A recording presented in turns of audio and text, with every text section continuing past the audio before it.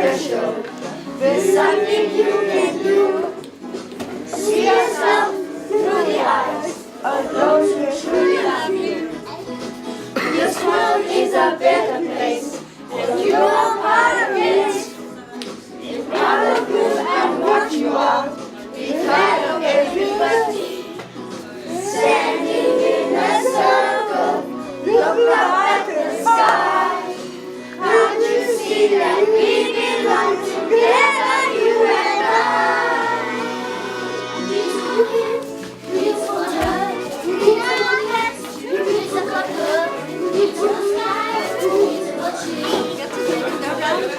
Beautiful kids, beautiful kids, beautiful now, beautiful kids, beautiful clouds. It was me. For me.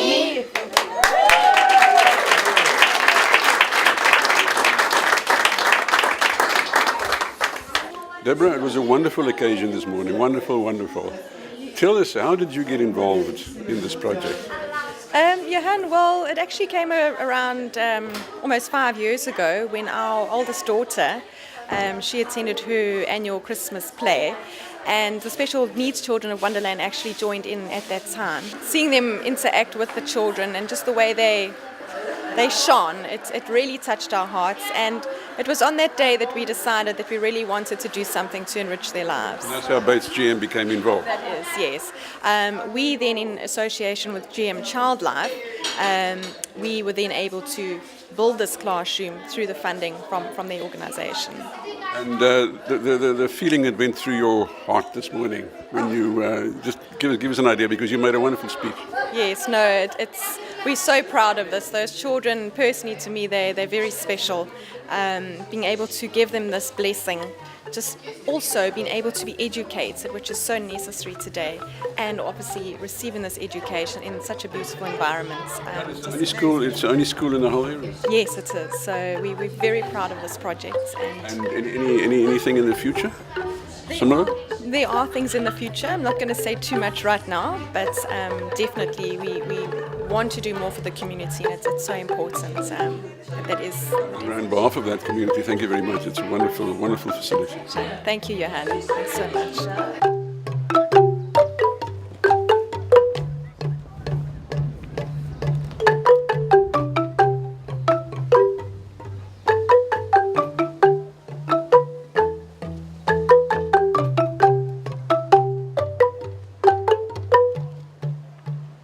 Angie, you're the person that started all this wonderful facility, and you could see this morning when you made the speech, you were very emotional.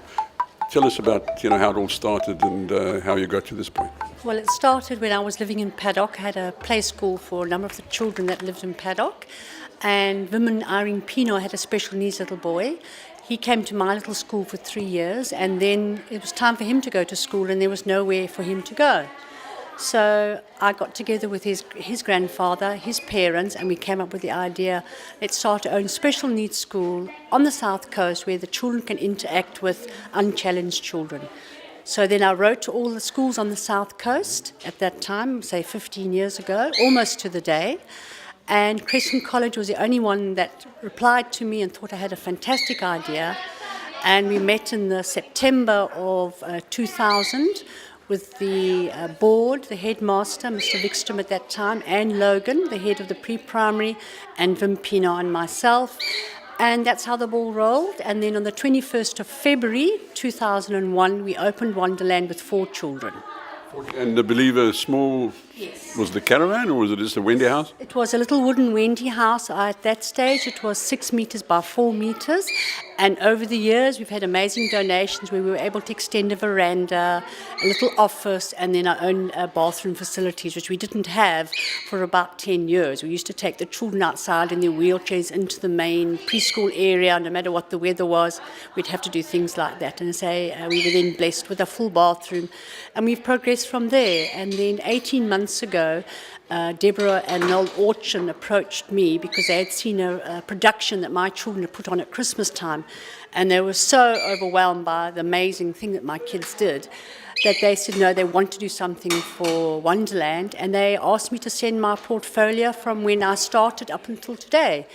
And I did, and it was a 16-page portfolio. And I was chosen from many of the hundreds of other candidates that are sent in. And that started they started building towards the end of last year, and this is where we are today. And how many children have you got at the moment? At the moment, I've got 14 children, and it varies. Sometimes I go up to 17, sometimes I go right down to 8 children. It all depends on availability of children, finances, grants where the children get, and being able to pay a small fee if they can for us to continue every month. Speaking of finances, how do you keep going? Well, most of our finance is definitely done by fundraising and the generous people of the South Coast. Many of them just come forward with donations, and then the children that have a grant, they have a grant that comes to the school, and that helps to run the school and pay my other 4 staff members. And if somebody who's watching this wants to help, who can they find? Who can they contact? You? Well, they can contact me. It's Angie at Wonderland. My phone number is 076 753 1030.